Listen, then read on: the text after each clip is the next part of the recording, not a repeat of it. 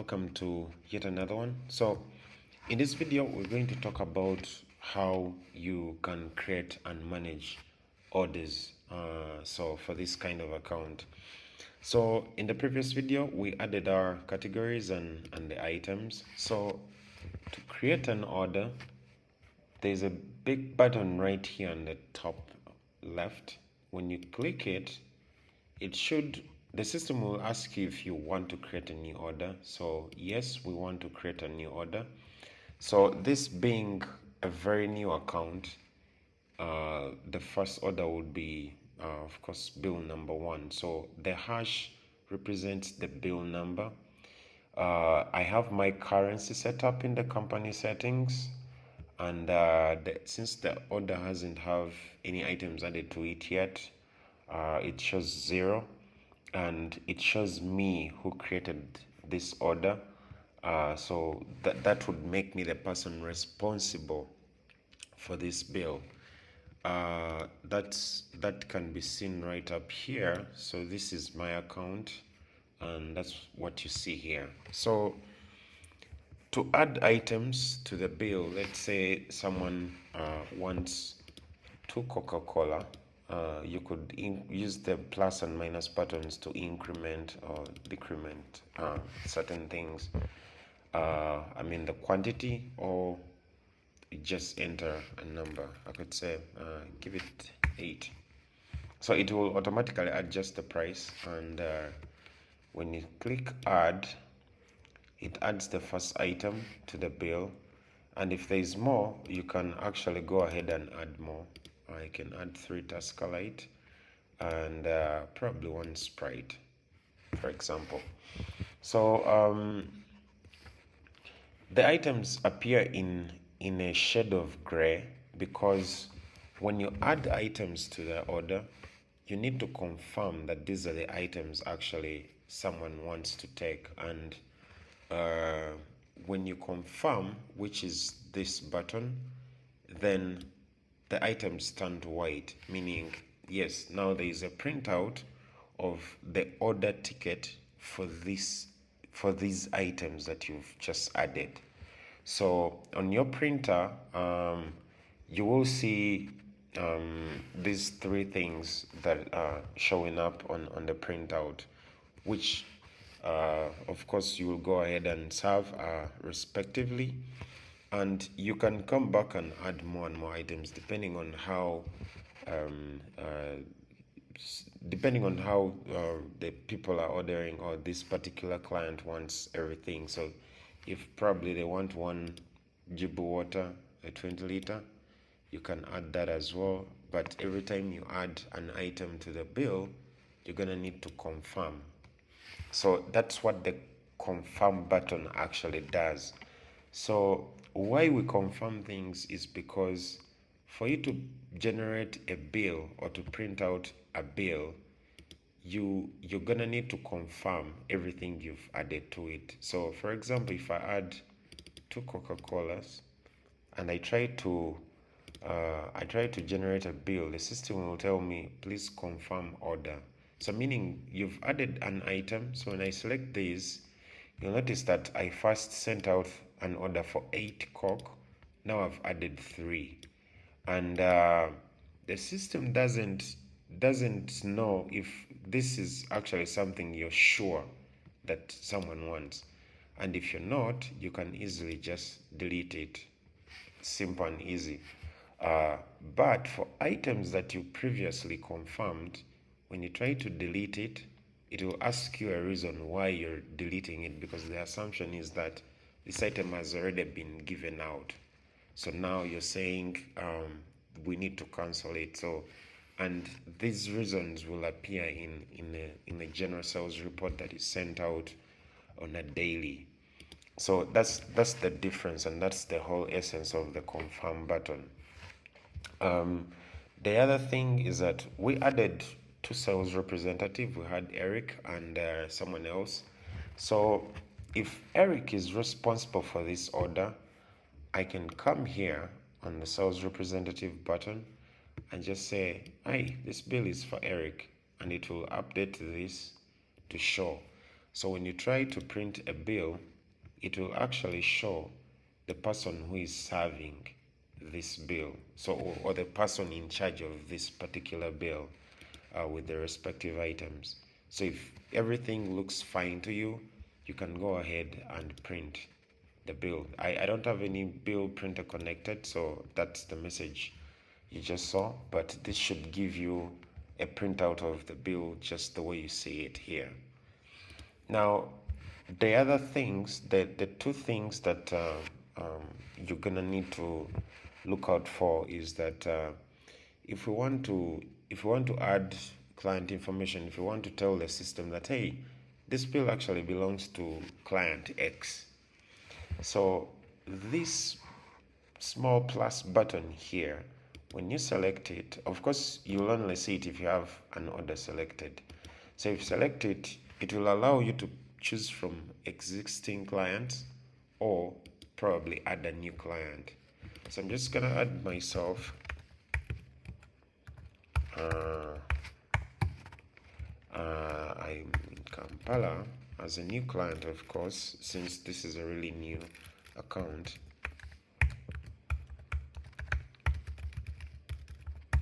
My email, the phone number is 780102002, any random number, and I don't have any TIN. You don't really need to enter a TIN number per se, but you're gonna need the email for simplicity. So when I save this, it creates a new client, and now I can select Samuel El Capita. So when I try to print a bill, you'll notice that it actually adds the client information. This is helpful information for Eric if they need to maybe call someone. That's why it's really important to add certain all this information to a client to make it really easy for Eric to serve this person the best way possible. So that's what this little button here does. So you can also give discounts on the bill.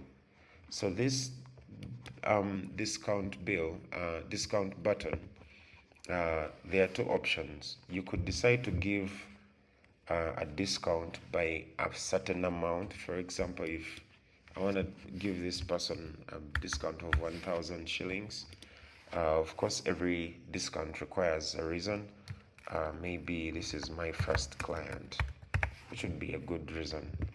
So if I add that, you notice that now the total bill comes down to 48,500. I need to print the bill. This is how it would look like. You have your nice discount right here, and then the total last with extra information at the bottom. So that's discount. So the last thing, all new, or you can create as many orders as possible. So I can come here and say, hey, create another order. So the order I'm currently working with is what will be shown as selected and highlighted in a blue background right here. So if I switch back to this, I can see this bill is still in the system and shown here. So if this person comes to make a payment, of once we receive money from this client, then we're gonna come to settle and then tell the system how we received this money. I'm gonna come back to this. So for now, I'm gonna go with the direct settlement of cash and say, hey, this has been paid. The system says, well, thank you, this is out of the way.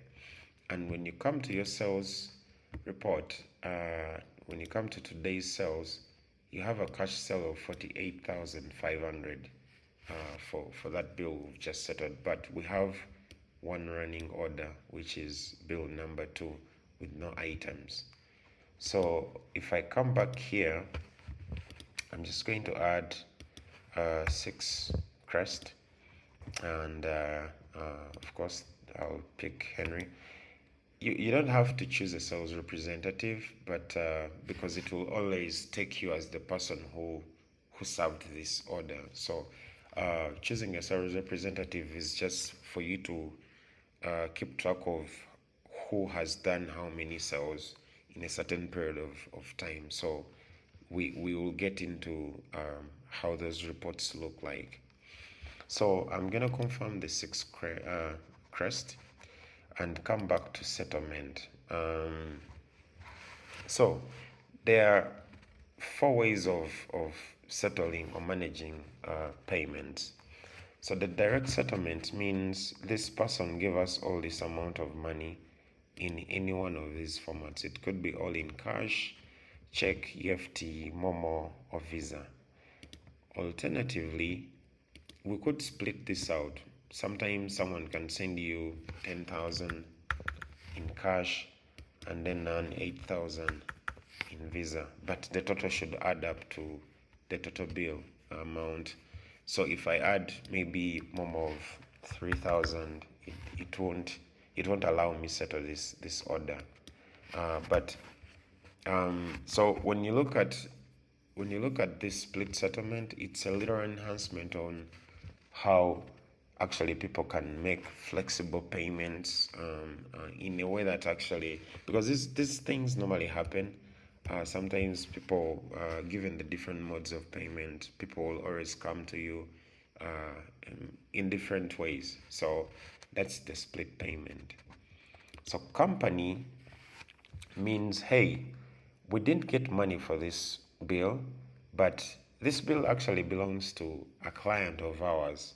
So here you will see a list of all your clients that are created.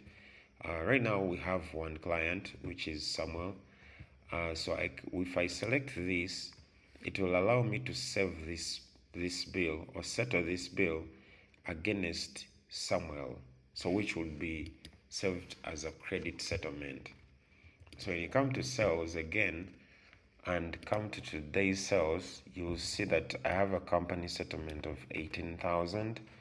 And if you dig deeper into the sales report, you will actually find out who this bill belongs to. So that's the company settlement. Let me just create one more bill, add one item, confirm. So if I come back to settlement, the other settlement or the last option would be any exceptions. If for some reason this bill has been cancelled, so all these options, you will require a reason. You will need to tell us why you're settling these bills this way. For the check EFT payment, you will probably need extra reasons.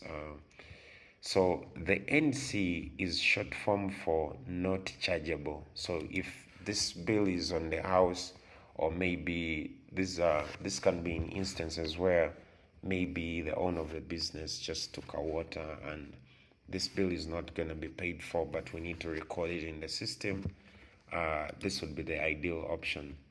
Pending means we don't know what exactly happened to this bill, but this is in worst case scenario. Maybe someone took items to be delivered and they haven't come back yet and you can't reach them. So in such an instance, you will need extra information. For example, so the extra information you will need is to attach who this bill was supposed to be, and that is the client itself, himself. So I'm just gonna add another client just so we can have something to work with. Eric, number, and then save that. So if I come back to settle, if I come to pending and I just give a random reason, if I try to settle this, the system will tell me, sorry, pending requires a client company. So what this means is that I have to come and attach Eric. Since this bill was for Eric, I have to attach them to the bill, and now when I come back to other settlements, I can now settle it as pending and say this hasn't been delivered, but we will follow up. So when you settle that, that goes away. And in your cells, when you come to today's cells, you'll notice that you have an amount pending. So those are all the options available for you to receive payments for different bills or cells.